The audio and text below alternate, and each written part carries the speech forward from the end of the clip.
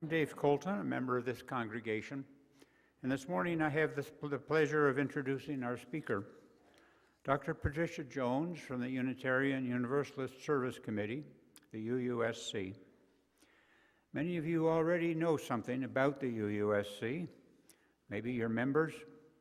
Maybe you buy or eat the UUSC Fair Trade chocolate that we sell in the social hall each month. Maybe you were one of the church's 36 volunteers who did relief work in New Orleans and after the Katrina hurricane. Maybe you have contributed to the UUSC through the annual Guest at Your Table program. Maybe you have looked at UUSC publications at the Social Justice Council table in the social hall. Maybe you remember one of the very moving reports from our teenagers who recently participated in College of Social Justice summer programs. Maybe you joined a UUSC-sponsored civil rights journey or a UUSC trip to Kenya or Guatemala or Haiti or the Mexican border. Perhaps you have added your name to a UUSC petition. You can learn more about the UUSC by coming to the informal conversation that will occur right here in the sanctuary following the second service. A light lunch will follow. A few years ago, I served on the UUSC's Board of Trustees. There I learned how the UUSC works in partnerships with oppressed people who are faced with crises and who are organizing themselves to confront unjust power structures. As a board member, I was privileged to hear about the work of the UUSC's amazingly dedicated and skilled staff members. One of them is Patricia Jones. Dr. Jones trained first as a lawyer, went on to earn her doctorate in international water law. Now she works all over the world to help secure the human right to safe and affordable water. She does research, drafts laws and policies, supports grassroots campaigns and litigation, and advocates. Her work has changed the water policies and practices of nations, states, cities, and corporations. Dr. Jones is here today to tell us about the work that she is doing, work that is perfectly aligned with our principles as Unitarian Universalists. Dr. Jones, thank you for coming here today to share your expertise and experience and insights with us.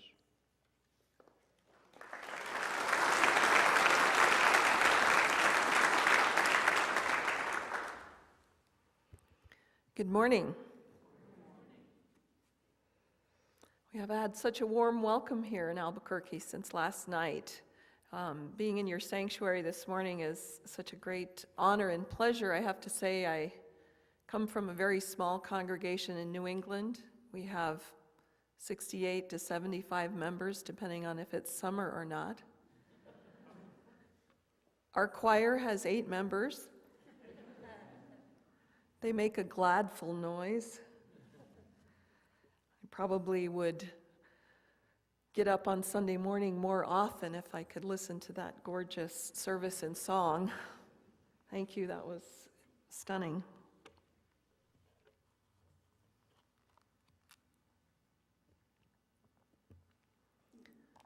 The 8-year-old girl, afraid she would never see her mother again, went into her aunt's purse, found the keys to the apartment, let herself out, and at 1:30 in the morning, began to walk home through the streets of Detroit. The girl was staying with her aunt because the mother, afraid that a social worker would take her away, because the water had been shut off in her apartment.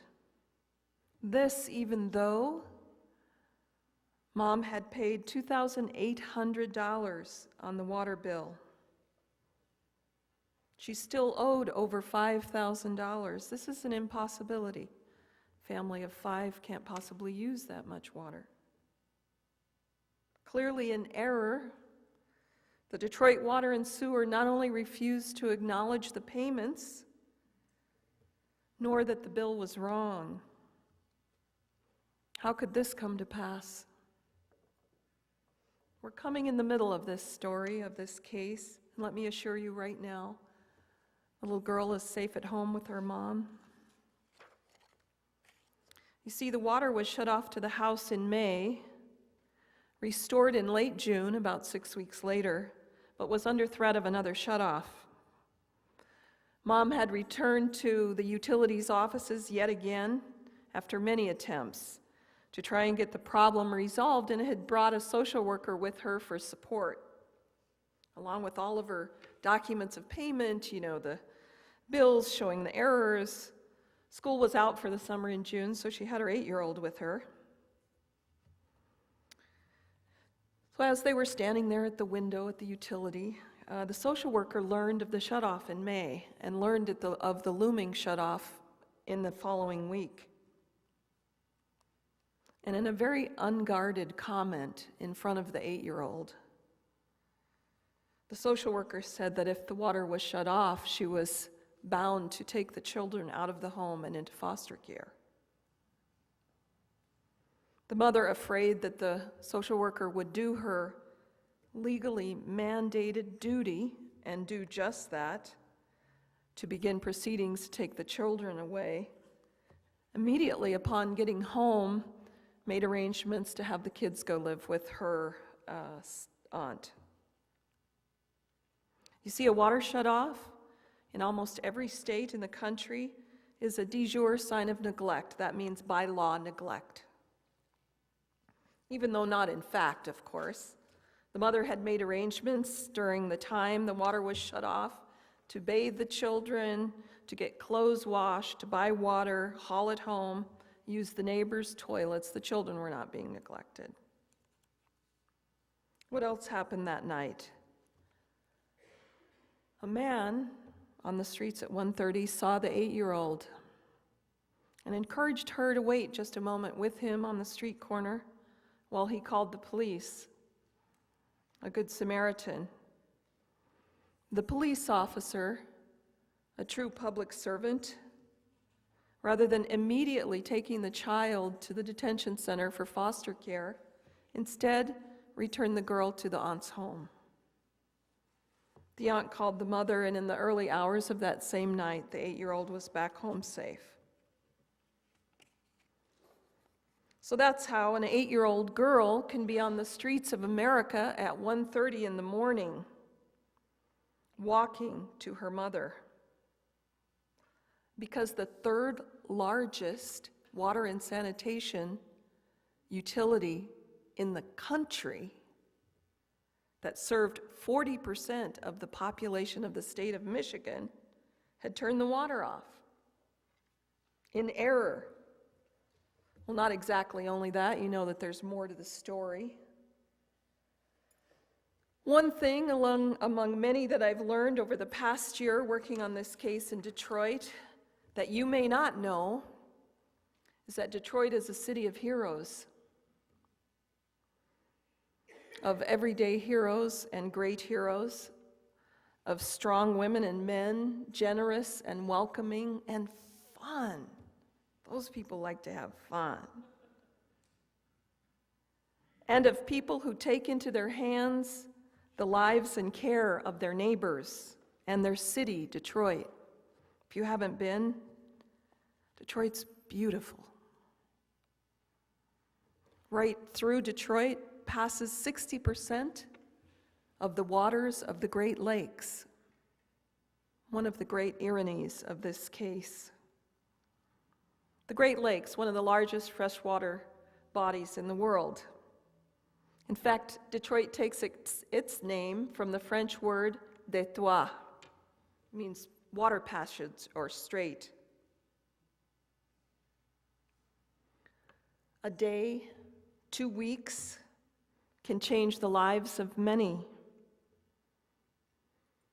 Mom, she's suing the city and Detroit Water and Sewer in a class action brought by 20 pro bono lawyers. That means they don't get paid, for her and other plaintiffs. And the suit is not for damages. It's not for monetary compensation, not for even for the trauma caused to her daughter, but to stop any other family from getting their water shut off in Detroit. This girl and her mother had a happy ending that night, but there are at least 57,000 homes that Detroit Water and Sewer has shut off in the period from 2014 to now, by their own count. So I had the honor of meeting this mother as we were preparing to go to federal court. After working 17 hours, we had to work all night long. We were on our way into court the next morning, and she was there with us. Had a team of 22 lawyers. She spoke to me about a civics class she was taking at community college. She was enrolled in community college, worked 2 jobs, and was a single mom and taking care of her kids. She was excited about going into court and seeing how the civics of the nation actually worked. She was articulate on many things when she told me that story of what happened to her, her experience with her daughter, including that she wanted to ensure that everyone in Detroit would fully realize their human right to water. You see, in Detroit, the people know what the human right to water is firsthand. And so we can be on the same page with the people in Detroit. We're going to learn what the human right to water is. No quiz after this, but it's easy. But you should know it. You have a human right to water and sanitation. Do you know what your human right to water is? And sanitation, let's learn it together. Choose a hand as you're willing and able. My sister's a teacher, Dean Colton, Dr. Colton. So she says, to learn something, you have to say it about 3 times, and then you can remember it. She's my older sister, so I do what she says. So are you ready to learn this? Follow along with me. Repeat after me. The human right to water is access to safe, sufficient, affordable water for daily human needs. You guys are good. Okay, another time. We have to do this 3 times. Sorry. You don't know my sister Chris, but if you did, you would do it 3 times. The human right to water is access to safe, sufficient, affordable water for daily human needs. What is that? Human right to water and sanitation. We did this in California twice, and I asked them what it was, and you know, sometimes you forget when you're on pressure and everything like that, but they forgot what they were talking about. You guys didn't. Great. Last time, the human right to water is access to safe, sufficient, affordable water for daily human needs. See that? Law's not hard. You guys are international human rights lawyers now.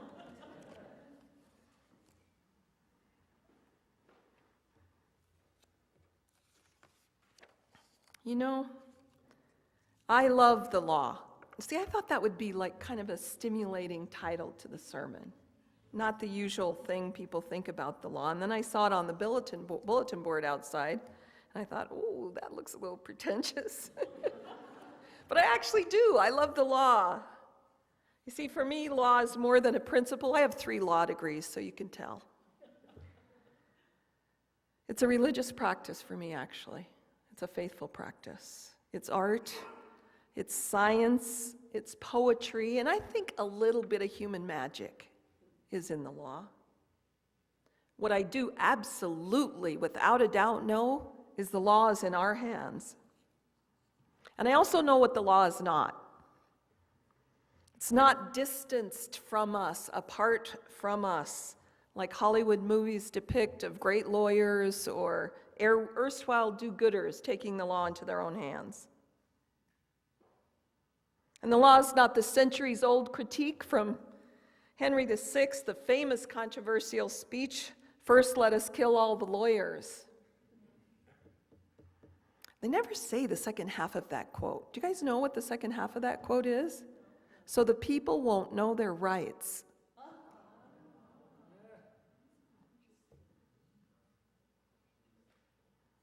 Or the Dickinson portrayal of lawyers in 11 of 15 of his novels were about lawyers, even though his own biographers report that he studied the law. He clerked his law, tried to enter practice, but he didn't have the 100 pounds needed to get the license. Brought his first lawsuit at the age of 32 against a pirate publisher of his works. Anyway, each of us has taken a civics class by the 9th grade. We know how to make law through a legislative body and lawmakers that we have some role in electing. We can bring a suit and make law. We can vote for another lawmaker. But what if it's much, much closer than that? More direct, more real in our everyday lives, making law, that is. As Unitarian Universalists, the right of conscience and the use of the democratic process within our congregations and societies at large, you guys recognize that principle, is a core part of our covenant. We promise to live our lives in such a way as to ensure that our world recognizes the inherent worth and dignity of every person, and that justice, equity, and compassion rule all human relations. Our faith strives towards the goal of a world community in peace and liberty and justice for all. Are we grasping at straws, do you think? Thinking we can change the world as individuals? As a small human rights organization like UUSC? As plaintiffs in a case against the third largest utility in the country? Well, clearly, I don't think so. Nor should you, and here's my reasons. First, we are taking the power we have and fulfilling our faith's covenants. We're taking fistfuls of straw, great armloads of straw, truckloads of straw, and throwing it at an issue. Putting it together with chewing gum and baling wire, with heart and soul and many hands, knowing that one of those straws could tip the balance and touch the heart of the opposition, or break open a transcendental moment in time when law is made reality and the people's rights are protected. Am I dreaming? Not really. In Detroit, we went from lockdown and locked out program of mass water shutoffs, never known in this country before, to a successful petition to the United Nations. The United Nations came to Detroit. A class action suit on appeal in a federal court, a media campaign that reached all major means of communication in this country and around the world. Paris, London, to marches, water convoys, petitions. And what did we win? We won a moratorium on the mass water shutoffs. The mayor took back control of the utility from the hands of the emergency manager.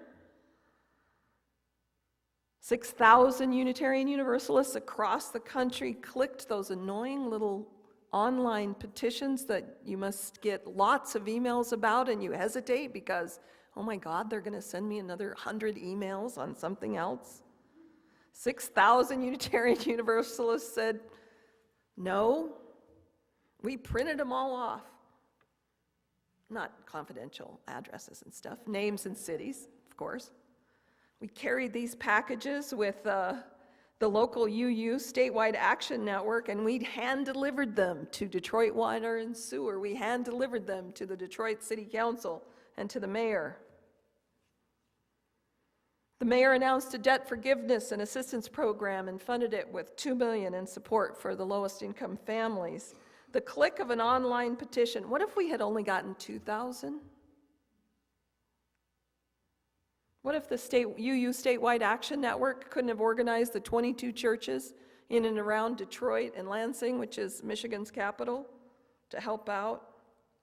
What if UUSC didn't have these incredible partners who've been working on this issue for over 10 years, who dared themselves? These are Michigan Welfare Rights Organization, an organization of welfare recipients, all volunteers, dared themselves to hire an economist to develop a water affordability plan that was passed in Detroit and is now a model being considered and followed in Philadelphia and California. I'm not suggesting that we can make change in the world only with one click of an online petition. That's nonsense. But you know what? I love the law. I have one of the best jobs in the world working at UUSC with people from around the world, and I get to do this job because you guys make it possible. Unitarian Universalists make it possible. And we're being successful. Actually, in Detroit, you just heard, in Mexico, there's a lawyer named Maria Silvia decided to test the Mexican government's will on the human right to water. And with 4 women plaintiffs, sued the Mexican government, went all the way to the Supreme Court in Mexico and won.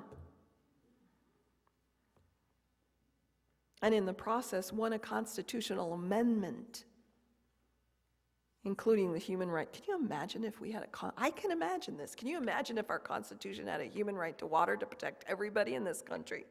I can. And a lawyer in Argentina who passed a new law to protect the glaciers. As the glaciers are receding from climate change, extractive industries are going in, blowing up the ice to get at the minerals that are being exposed, destabilizing the glaciers on the Cordilleras. So they passed a law to require higher protections for glaciers. A little tiny mayor in a little tiny town high up in the mountains in Argentina used it and got an injunction against one of the biggest mining companies in the world. Activists in Bolivia and Ecuador won constitutional provisions, and that's just the Americas. I haven't started talking about Africa. You see, the law is something. This is what I think the law is. This is what the law is. You jump off a cliff and build your wings on the way down. We know how to do that. It's what the law is. It's ever evolving. You start at a point and you build on it. It's the Joffrey Ballet dancing a tribute to Isadora Duncan, to music performed and written by the London Symphony while they're still writing the musical score. And the choreography is still being designed. That's the law. It's like that, really, ever evolving, needing us to participate and be vigilant. When humans are weird, we're so weird. We cast our dreams and our hopes into words on a page we call law. But we can't just hope that the words are going to be strong enough to protect us and our world. That was a beautiful meditation. Protect our world. We have to make sure they're strong enough. But I hope I've conveyed the message that we're actually winning. We are, amazingly. We haven't lost many battles. We won in Argentina and Bolivia and Ecuador in 2009. And in California, we passed the first, Unitarian Universalists did this, by the way. The faith that stepped up and for 7 years funded a campaign. We passed the first Human Right to Water Act in the country, signed into law by Governor Brown in 2012. We're having to make him implement it, but we're still working on it. And in Mexico in 2014, you see, we can do this with clicks on a petition, with working all night long on a brief, with talking to reporters when you're scared to death to talk to, a interviewer from NPR. But that's doing law. That's creating law. We got this. We can do this. We can do this. We can do this. We can do the human right to water. We can make it real. With your help, So I'm very grateful to be here. Come and hear more about these incredible men and women. We were just in Washington, D.C. on Friday afternoon at 4:15 for a hearing before the Inter-American Commission of Human Rights. We brought the U.S. government to the Inter-American Commission of Human Rights. 30 delegates from around the country, California, Michigan, New Mexico, Alabama, Georgia, Massachusetts. We had 12 minutes to present to the commissioners the story of the water crisis in America, and unprecedented. Every commissioner after our testimony, and we were on the dot, 12 minutes, got off the podium and went and shook the hands of the affected communities at that table and said to us, we have never had, in the decades history of the commission, a delegation like this from the United States. That was on time. We have never heard these stories coming out of the United States. We are so grateful that you're here to share your experience with us. And these are jurists. These are like Supreme Court judges from around the Americas. Shook hands with our people. We can be proud. So come and hear more about it at 12:15. Thank you.